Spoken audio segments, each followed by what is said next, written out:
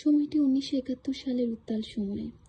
যুদ্ধের অনিশ্চয়তা আর দীর্ঘ বিচ্ছেদের ভার বুকে নিয়ে অনেক মানুষই দিন কাটাচ্ছিলেন গভীর উৎকণ্ঠায়। ঠিক এমন সময় 28 জুন 1971 সালে মিস্টার মাজহারুল হক তার গর্ভবতী স্ত্রী মিসেস ফাজিলাতুন্নেসা হককে লিখেছিলেন একটি চিঠি। চিঠিটিতে ফুটে উঠেছে অপেক্ষার কষ্ট, দেরিতে চিঠি পৌঁছানোর উদ্বেগ, পরিবারের নিরাপত্তা নিয়ে অজানা আশঙ্কা, আর প্রিয় মানুষগুলোর সঙ্গে আবার একসাথে হওয়ার গভীর আকাঙ্ক্ষা। দুই সন্তানকে খুব শীঘ্রই কাছে আসার আশ্বাসের মধ্য দিয়ে এই চিঠি শুধুমাত্র ব্যক্তিগত অনুভূতিই নয়, বরং সেই সময়ের অসংখ্য পরিবারে না বলা ইতিহাসেরও প্রতিচ্ছবি। এখন চলুন সেই হৃদয় ছোঁয়া চিঠিটি পড়া যাক। ডার্লিং, পত্রে আমার দোয়া ও অফুরন্ত ভালোবাসা নিও। আশা করি করুণাময় আল্লাহর রহমতে তোমরা সকলেই ভালো আছো। তোমার 21 তারিখের পত্রখানা আজ আমি পেয়ে সবকিছু অকাত হলাম। মধু, তোমার 3 তারিখে পত্রখানা আমি 19 তারিখে পেয়ে 20 তারিখে তার উত্তর দিয়েছি। এই মাসের 8 থেকে 18 তারিখ পর্যন্ত আমি শিয়ালকোটের বাইরে খুবই ব্যস্ত ছিলাম, তাই তোমার পত্র পেতে দেরি হয়েছিল এবং আমিও আর তোমাকে লিখতে পারিনি। আমার 20 তারিখে পত্রখানা আশা করি মধু তুমি ইতিমধ্যে পেয়ে থাকবে। তোমার 16 তারিখে পত্রখানাও যথাসময়ে আমার হস্তগত হয়েছে এবং গত 16 তারিখ তার উত্তর দিয়েছি। আজকাল চিঠিপত্র অনেক ঘুরে যায় বলে এমনিতেই পেতে বেশ দেরি হচ্ছে। ডার্লিং, আমি তোমাকে এখন থেকে নিয়মিত লিখে যাচ্ছি এবং আল্লাহ চাহেন তো আস্তে আস্তে সবগুলো পত্রই পাবে। মধু, তুমি আমার কাছে কোনো অপরাধী করনি, আর আমিও তোমাকে মোটেও ভুলে যাইনি। তুমি কি মনে আমার মধ্যে এমন কিছু দেখতে পেয়েছো? তাহলে লক্ষ্মীটি কেন তুমি এমন করে আজে বাজে চিন্তা করো? সত্যি মধু, আমি তোমাকে অনেক ভালোবাসি। তুমি যে আমার জীবন, আমার নয়নের মণি।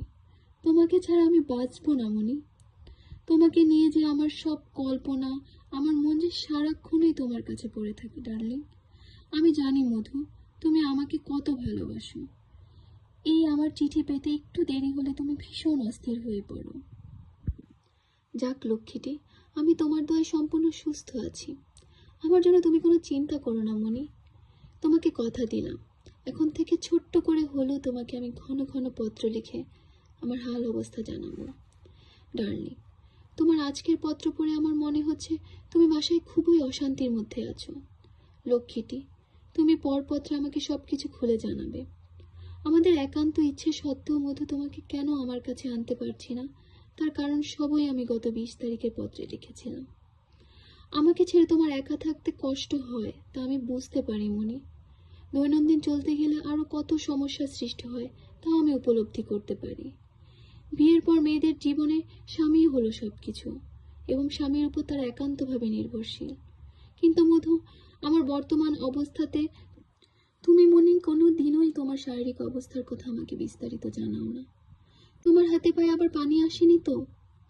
আমার এই পত্র পাওয়া মাত্রই তুমি সবকিছু আমাকে বিস্তারিত জানাবে। আমাকে সব খুলে জানাতে তোমার কোনো দ্বিধা হওয়া উচিত নয় মনি। আমার জন্য চিন্তা না করে নিজের শরীর ঠিকভাবে যত্ন নিও। যখন যা খেতে ইচ্ছে হয় বাইরে থেকে আনিয়ে নিও। সবসময় আল্লাহকে স্মরণ রেখে সাবধানে চলাফেরা করো। ভয়ের কোনো কারণ নেই, মনে সাহস রেখে চলো। আমি মনে তোমার জন্য সব সময় দোয়া করছি। আমার সানিমণি ও মামনি কেমন আছে? তাদের সান্ত্বনা দিয়ে রেখো। বলো তোমাদের বাপি শীঘ্রই তোমাদের জন্য অনেক কিছু নিয়ে আসবে। সানি ও শায়লাকে দেখতে আমার সত্যি ভীষণ ইচ্ছে হয়। তোমাদের ফটো কবে পাঠাচ্ছ বলো না মধু? আমার আর দেরি সহ্য হচ্ছে না। শায়লাকে সবসময় দেখে রেখো, তার ক্ষতি হতে পারে এমন কোনো কিছু তার হাতের কাছে রেখো না। সানিমণি ও মামুনিকে আমার অনেক দোয়া ও চুমু দিও। এই মাসে আম্মাকে একখানা কাপড় কিনে দিয়েছে জেনে খুশি হয়েছি। আগামী মাসে আম্মাকে আরেকখানা কাপড় কিনে দিও এবং তুমিও আরেকখানা কিনে নিও। আব্বা ও আম্মা কেমন আছেন? ওনাদের আমার সালাম দিও এবং দোয়া করতে বলো। বাবু ও রায়হানাকে আমার দোয়ায় স্নেহ দিও। আজাদ ভাইয়ের কোনো সংবাদ না পেয়ে খুবই চিন্তিত আছি। ওনার কোনো সংবাদ পেয়ে থাকলে জানাবে। আজ এখানেই শেষ করছি, কেমন লক্ষ্মীটি? আমি খোদার ফজলে তোমার দোয়ায় ভালো আছি। তুমি কেমন আছো মনি? শীঘ্রই জানিয়ে সুখী করবে। বিদায় বেলায় মধু, তুমি তোমার বুক ভরা ভালোবাসা নিও, আর নিও তোমার গোলাপি ওষ্ঠ দুটিতে আমার অসংখ্য চুম্বন। কেমন মনি? খোদা হাফিজ। ইতি তোমারই কামাল। আমি যে তোমার কত প্রিয়, শুধু একবার বলে দাও।